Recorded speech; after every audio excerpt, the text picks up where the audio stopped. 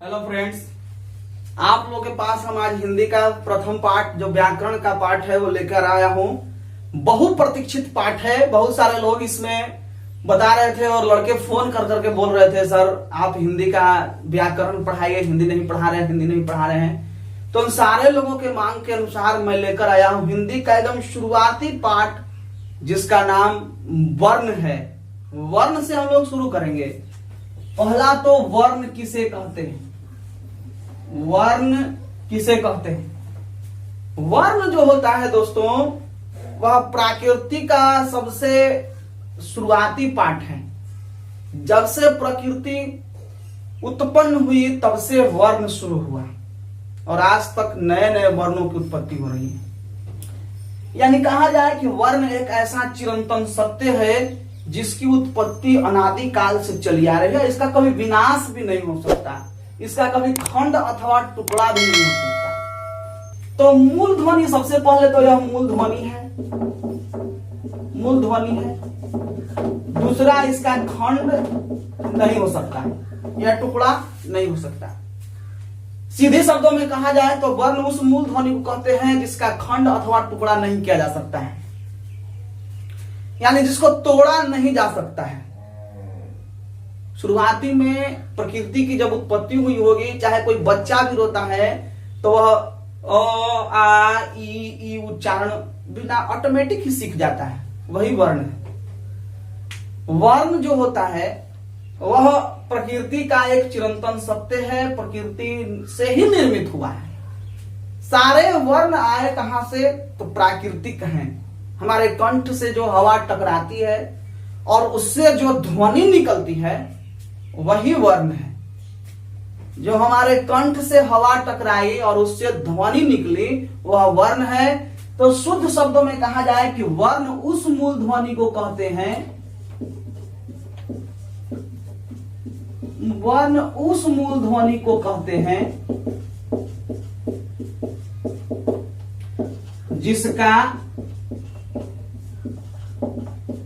खंड या टुकड़ा न किया जा सकता। वर्ण उस मूल ध्वनि को कहते हैं जिसका खंड या टुकड़ा नहीं किया जा सकता। वर्ण के बाद आता है परिभाषिक शब्दों में वर्णमाला। वर्णमाला, a systematic collection of letter is called alphabet, यानी वर्णों के क्रमबद्ध समूह को वर्णमाला कहते हैं। वर्णों के क्रमबद्ध, एक के बाद एक, अ है तो उसके बाद आ, ह्रस्व ई, दीर्घ ई, री, ह्रस्व उ, दीर्घ उ, ये सारे क्रमबद्ध तरीके से सजाए हुए हैं। तो वर्णों के क्रमबद्ध समूह को, वर्णों के क्रमबद्ध समूह को वर्णमाला कहा जाता है। सीटेट, एस्टेट, दरोगा बहाली और कई ऐसे कॉम्पिटिटिव एग्जाम्स हैं जहां हिंदी अनिवार्य रूप से पूछी जाती है। हिंदी भाषी राज्यों में हिंदी का जो व्याकरण है वह अनिवार्य ही कॉम्पिटिटिव में पूछा जाता है। वर्णमाला वर्णों के क्रमबद्ध समूह को कहते हैं, यानी एक के बाद एक जो लिखे जाएं अक्षर वह क्रमबद्ध होता है और क्रमबद्ध समूह को वर्णमाला कहते हैं। तो दोस्तों, वर्ण दो प्रकार के होते हैं, जैसा कि सबको पता है। वर्ण दो प्रकार के होते हैं, एक हो गया स्वर और दूसरा हो गया व्यंजन। स्वर का उच्चारण अपने आप होता है, यही ओरिजिनल है, यही ओरिजिनल प्रकृति से निकला हुआ वर्ण है, जिसका उच्चारण स्वयं होता है। उच्चारण अपने आप होता है, प्रकृति के द्वारा ही स्वयं निकला हुआ है स्वर। और व्यंजन उच्चारण स्वर की सहायता से होता है, इसका उच्चारण स्वर की सहायता से होता है। स्वर वर्ण किसे कहते हैं? जिसका उच्चारण अपने आप होता है, कंठ से हवा टकराई और जो भी शब्द बने वह स्वर हो गए। यह स्वर अस्य स ईश्वर, यह स्वर जो निकल रहा है वही ईश्वर है, वही प्रकृति है। ऐसा पाणिनि नाम के एक संस्कृत व्याकरण हो चुके हैं, उन्होंने ऐसा कहा है। स्वर का उच्चारण स्वयं हुआ, व्यंजन का उच्चारण स्वर की सहायता से हुआ। स्वर जो होते हैं 3 होते हैं, ह्रस्व, दीर्घ, प्लुत। व्यंजन भी 3 होता है, स्पर्श, अंतस्थ और ऊष्म। स्वर 3 हुए, ह्रस्व, दीर्घ और प्लुत। व्यंजन भी 3 हुए, स्पर्श, अंतस्थ और ऊष्म। स्वरों की संख्या 11 होती है और व्यंजनों की संख्या 33 होती है, 33। हिंदी व्याकरण में व्यंजनों की संख्या 33 होती है। पाणिनि ने तो संस्कृत का श्लोक बोला, एक मात्रो भवेद्रस्व द्विमात्रो दीर्घ उच्यते त्रिमात्रश्च प्लुतो ज्ञेयो व्यंजनम चार्ध मात्रकम। यानी कि एक मात्रा यानी थोड़ा सा समय लगे उसको ह्रस्व कहते हैं, उच्चारण में थोड़ा समय लगे उसको ह्रस्व कहते हैं। 2 मात्रा का समय लगे वह दीर्घ होता है, और प्लुत स्वर 3 मात्रा का समय लगाता है वह प्लुत स्वर होता है। देखा जाए, स्वर वर्णों की संख्या 11 है और व्यंजन वर्णों की संख्या 33 है। स्वर में देखेंगे हिंदी में 11 है, अ, आ, ह्रस्व ई, दीर्घ ई, री, ह्रस्व दीर्घ उ, ए, ओ, औ। ये 11 है। 1 2 3 4 5 6 7 8 9 10 11 स्वरों की संख्या 11 हो गई। व्यंजन 33 होते हैं। पहला है क से म तक,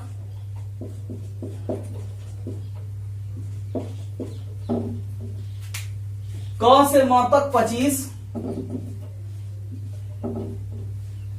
दूसरा है यरा लवा 4, और तीसरा है तलावी स, मूर्धनी स, दंती स और ह। यह भी हो गया 4।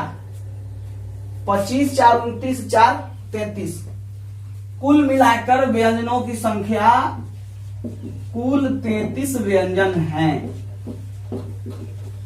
व्यंजनों की संख्या 33 होती है हिंदी व्याकरण में। तो देखिए हम लोग बहुत सारा इसमें से क्वेश्चन निकलेगा। 1 नंबरल क्वेश्चन है जो कि बहुत सारा निकल सकता है। पहला, व्यंजन क्या है? तो व्यंजन जिसका उच्चारण स्वर की सहायता से वो व्यंजन है। क से म तक जो होता है वह स्पर्श व्यंजन कहा जाता है। क से म तक जो व्यंजन होता है वह स्पर्श व्यंजन कहा जाता है। अंतस्थ यरलवा को हम लोग अंतस्थ व्यंजन कहते हैं। और उष्म व्यंजन सख सह एक है, वह उष्म व्यंजन कहा जाता है। स्पर्श, अंतस्थ और उष्म। इस प्रकार स्पर्श व्यंजनों की संख्या 25। यह भी क्वेश्चन आएगा कि स्पर्श व्यंजन कितने होते हैं, तो 25 याद दरोगा में पूछा हुआ है क्वेश्चन। अंतस्थ व्यंजन कितने होते हैं, तो 4, और उष्म व्यंजन कितने होते हैं, तो 4। तो शुरू से हम लोग देखेंगे कि वर्ण क्या है। तो वर्ण उस मूलध्वनि कहते हैं जिसका खंड या टुकड़ा नहीं किया जा सकता है। वर्ण, वर्णमाला क्या है, तो वर्णों के क्रमबद्ध समूह को वर्णमाला कहते हैं। वर्णमाला, वर्ण में 2 हो गए, स्वर और व्यंजन। स्वर का जिसका उच्चारण स्वयं हो गया वो स्वर हो गया। स्वर 3 होते हैं, ह्रस्व, दीर्घ और प्लुत। व्यंजन उच्चारण स्वर की सहायता से हो वह व्यंजन हो गया। व्यंजन भी 3 हो गया, स्पर्श अंत स्वर ऊष्म व्यंजन हो गया। एकदम बेसिक है, हिंदी व्याकरण का सबसे बेसिक यही है। और इसमें 10th में भी क्वेश्चन पूछता है, 12th में भी कई बार पूछ चुका है। अब यहां से पूछ देगा कि ह्रस्व स्वर कितने हैं, ह्रस्व स्वर कौन कौन से हैं। तो जिनका उच्चारण एक मात्रा के समय, तो ह्रस्व एगो है, ए से अ, यानी एक मात्रा है तो ह्रस्व हो गया। दो मात्रा है, डबल ए से आ, दूगो हो गया तो दीर्घ हो गया। और प्लुत स्वर कहां गया, तो अ को ही खींच देता है, चाहे आ को ही खींच देता है 3-4 बार आ गाना में। प्लुत स्वर का उच्चारण गायन में होता है। रोने में भी प्लुत स्वर का उच्चारण होता है, बच्चे लोग रोते हैं तो प्लुत स्वर में रोते हैं, विलंबित। और उसके बाद किसी को पुकारने में भी प्लुत स्वर का यूज होता है। तो देखा जाए हम लोग ह्रस्व दीर्घ और प्लुत समझ गए। ह्रस्व और दीर्घ इसमें देखेंगे हम लोग। ह्रस्व अ है, ह्रस्व हर्षई है, दीर्घई है। दीर्घ इसलिए कि क्योंकि इसका डबल ई 2 मात्रा है। री है ह्रस्व क्योंकि, और यहाँ पर उ है ह्रस्व क्योंकि यू से उ होता है, ये डबल मात्रा, डबल ओ से उ होता है।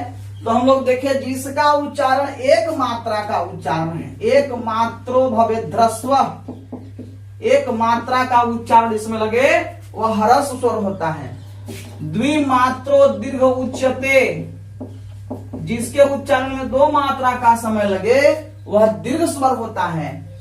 त्रिमात्र प्लुतो गेयो, 3 मात्रा का समय जिसमें लगता हो वह प्लुत स्वर होता है। व्यंजनम चार्ध मात्रकम, आधा मात्रा का समय लगे, जैसे क, तो क है तो इसको में आधा हो गया क, और ओकर बाद हो गया अ, तब व्यंजनम चार्ध मात्रकम। क में हलंत लगल है तो ये आधा समझिएगा। तो इस तरह से हम लोग देखे स्वर और व्यंजन का फार्मूला। आशा करते हैं आप लोग पहले भी पढ़ चुके होंगे, जो विद्यार्थी हमसे पढ़े हैं। जो नहीं पढ़ पाए हैं उनका पीडीएफ आपको टेलीग्राम पर मिलेगा। एसएमसीसी का जो टेलीग्राम लिंक आपको डिस्क्रिप्शन में दिया जाए, उसको डाउनलोड करके आप उसको फॉलो कर लें और वहां से पीडीएफ आप लोग डाउनलोड कर लें, तो आपको पढ़ने में अत्यंत ही सुविधाजनक प्रतीत होगा, महसूस होगा। तब तक के लिए धन्यवाद, नमस्कार।